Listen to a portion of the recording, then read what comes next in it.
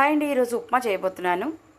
ముందుగా స్టవ్ పైన ఇలా కడాయి పెట్టేసుకుని దీనిలో 3 టేబుల్ స్పూన్లు నూనె వేసేసి బాగా వేడి చేసేసుకోండి. దీనిలో 1 టీ స్పూన్ శనగపప్పు, 1 టీ స్పూన్ మినపప్పు, 1/2 టీ స్పూన్ ఆవాలు వేసేయండి.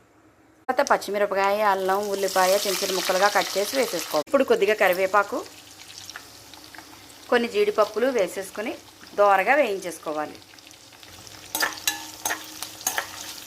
ఉప్మా మీకు గడిజారుగా కావాలనుకోండి, తప్పకుండా 4 గ్లాసుల వాటర్ని వేసుకోవాలి. ఏ గ్లాస్ అయితే నూక తీసుకుంటామో అదే గ్లాస్ తోటి 4 గ్లాసుల నీళ్ళని వేసుకోవాలి. 1 టీ స్పూన్ సాల్ట్ వేసేసి ఎసరిని మరగనివ్వాలి. ఎసరు బాగా మరిగిపోగానే ఉప్మా నూకను వేస్తూ ఇలా కలిపేసుకోవాలి.